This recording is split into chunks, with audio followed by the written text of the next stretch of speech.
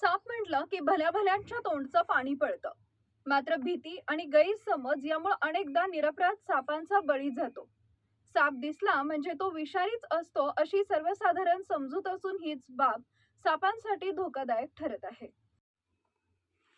प्रत्यक्षात बहुतांश आढळणारे साप बिनविषारी असतात आणि ते पर्यावरणाच्या दृष्टीनं अत्यंत उपयुक्त आहे. तारदाळ येथील समर्थनगर परिसरात बुधवारी दुपारी सुमारे 7 फूट लांबीचा धामिंग जातीचा बिनविषारी साप आढळून आला.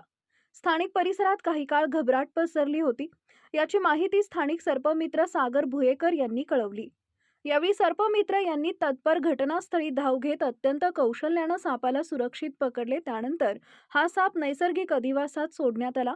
यावेळी सागर भुयेकर यांनी नागरिकांशी संवाद साधत सांगितले की धामीन हा पूर्णपणे बिनविषारी साप असून तो शेतकऱ्यांचा खरा मित्र आहे. शेतातील पिकांचं नुकसान प्रामुख्यानं उंदीर व इतर लहान प्राणी करतात. साप हे प्राणी खात असल्यानं पिकांचं संरक्षण होते, त्यामुळे साप हा शेतीसाठी लाभदायक ठरतो. पावसाळ्यात पाल, उंदीर, सरडे, बेडूक यांची संख्या वाढल्यानं साप मानवी वस्तीजवळ दिसू शकतो. मात्र साप स्वतःहून हल्ला करत नाही. छेड काढल्यास तो स्वसंरक्षणार्थ दंश करतो. तारदाळमधील अनेक सर्पमित्र गावातील विविध गावात जाऊन सापांना जीवनदान देण्याचं कार्य सातत्यानं करत आहेत. साप हा मानवाचा शत्रू नसून पर्यावरणाचा मित्र आहे, हा संदेश त्यांनी दिला.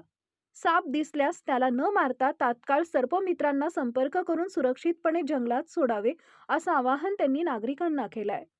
महान कार्य न्यूजसाठी तारदाळहून बसगोंडा कडेमणी